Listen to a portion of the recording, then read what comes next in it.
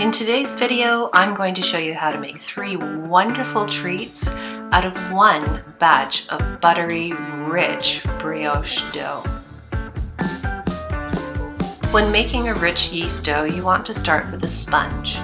That is a measurement of flour, your yeast, soft butter for this sponge because it is brioche, and warm milk.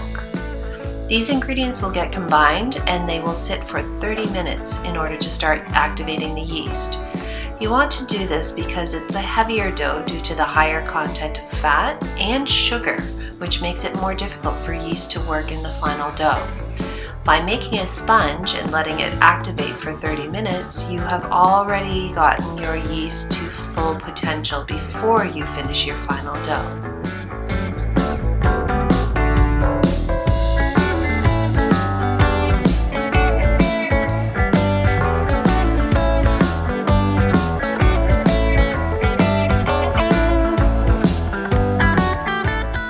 Once your dough comes together, cover it over with a towel and let it rest for about 30 minutes while you prepare the rest of the ingredients for your dough.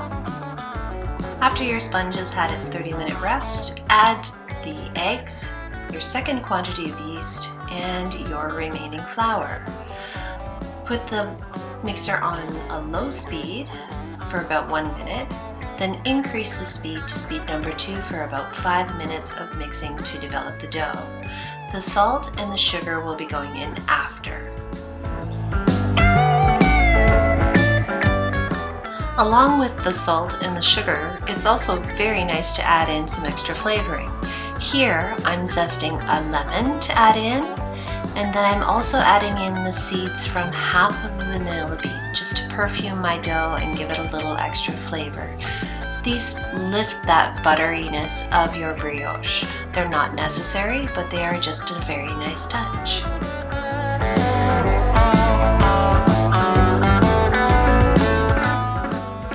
Now it's time to start working in those cubes of cold butter.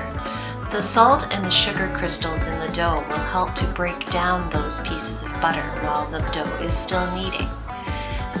Without them, it would take a lot longer for the dough to absorb the butter. Altogether, it should take about 5 minutes to incorporate all of those cubes of butter. Just add them a few at a time and let the mixer mix.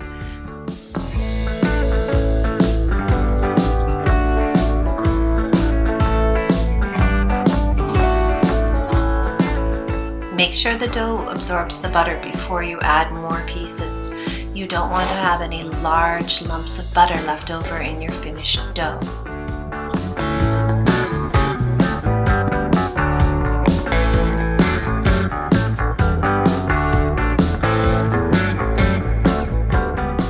Your finished dough should be glossy and smooth. It should pull away from the bowl slightly, and it should also not be sticky. It should not stick to your finger. You can check for full development of your gluten by doing something called a window pane test. And that's where you take a little bit of the dough and stretch it out between your fingers. You should get a nice thin membrane, like this. If all is well, your dough should have a nice window pane and not be too warm. Once finished, you're going to turn it out. I put mine into a Ziploc bag. It's a wonderful way to store it in the refrigerator overnight because I'm not using this dough again until tomorrow. A cold fermentation keeps my butter firm and makes the dough much easier to handle.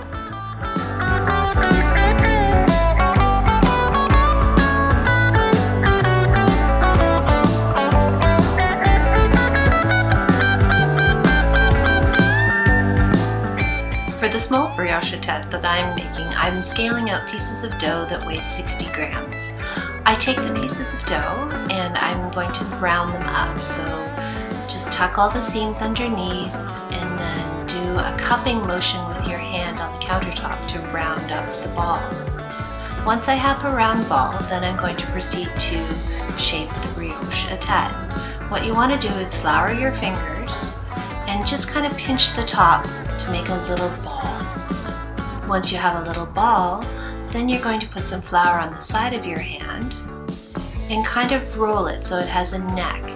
When you're finished, it should look a little bit like a chicken leg.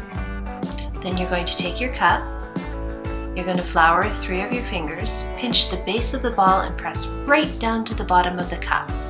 And then use your finger with a little bit of flour just to rime around the outside.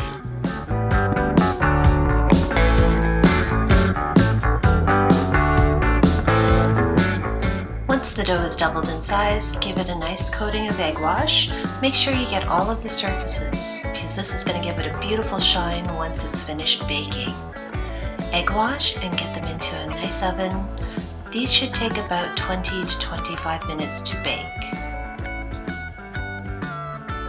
For the loaf, I've made 50-gram balls of the brioche dough, rounded them up nicely, and I'm arranging them staggered in a bread tin that's been lightly oiled. You can put them side by side, but I like the staggered look. And again, these are going to go in for proofing until they're doubled in size and the dough springs back gently. Once they're baked, aren't they gorgeous?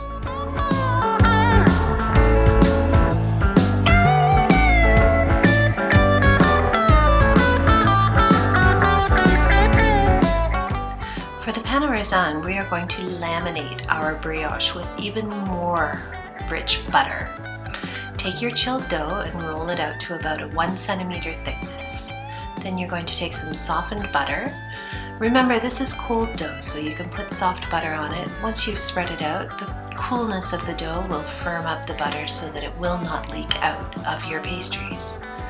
So spread the butter over about 2/3 of the surface of your dough. And then once you have it smoothed out into a nice even layer, you're going to take 1/3 of the dough and fold it over into the middle. Get that flattened down nicely, then fold over the other third.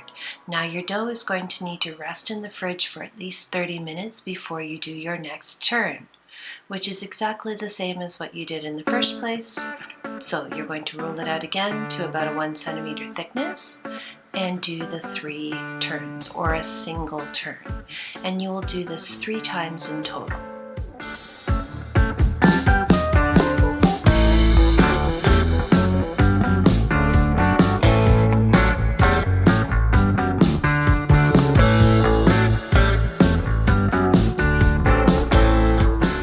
While your dough is chilling, prepare your rings.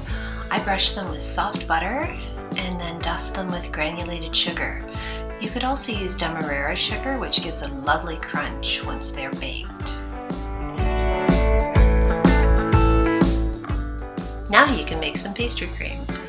Bring some milk and vanilla bean to a boil to steep the flavors, and then slowly temper that into your egg and sugar mixture. Make sure you whisk it really well, add the milk gradually to warm up those yolks. Once they're warmed and tempered, add it all back into the pot, and then you're going to cook your pastry cream over a medium to medium-high heat. When you're cooking pastry cream, it's important to whisk it constantly because the first thing that's going to thicken up are the eggs. So they thicken up a little bit, but it takes a little bit more heat for the cornstarch to activate.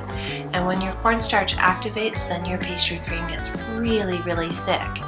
And when you whisk it, you get an extra smooth pastry cream. So keep whisking it. Look for a little bit of a boiling. It's just a gentle blop blop. And then whisk it for about another minute or so to fully cook your cornstarch. Keep whisking. Once your pastry cream is cooked, whisk in some cold butter. That'll help cool it down. And then pour it into a plastic-lined container.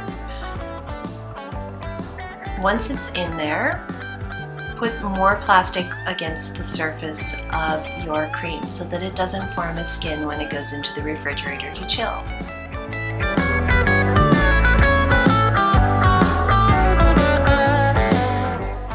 To assemble your pan au raisin, I've taken about half of my dough and rolled it out to about a 10 by 15 rectangle. I'm spreading on the pastry cream, leaving a bit of a border at the top. Make sure you get not too thick of a layer. Put lots of the soaked raisins on. These will rise a lot, so you want to use a lot of fruit in there, and make sure you get it right out to the edges. Next, you're going to sprinkle it with some cinnamon sugar. Not too much, just a little bit of sweetness to add in there. And then roll. Go back and forth, side to side, so that you get a nice even roll, and try not to stretch the dough too much. You don't want to make this super, super tight. This roll will make 9 pain au raisin, so I'm dividing it into 3, and then each section I'm going to divide into 3 pieces. Use a very sharp knife whenever you're cutting dough.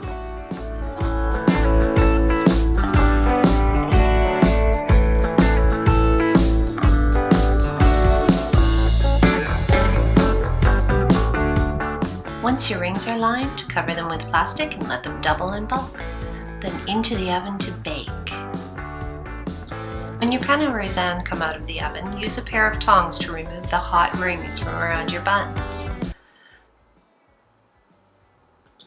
And while your buns are still warm, you want to give them a glaze. Here I'm using apricot jam that's been let out with a little bit of water. You could also use marmalade, that's tasty too.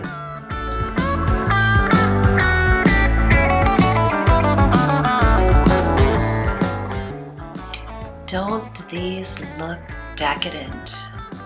See you next time. Happy baking.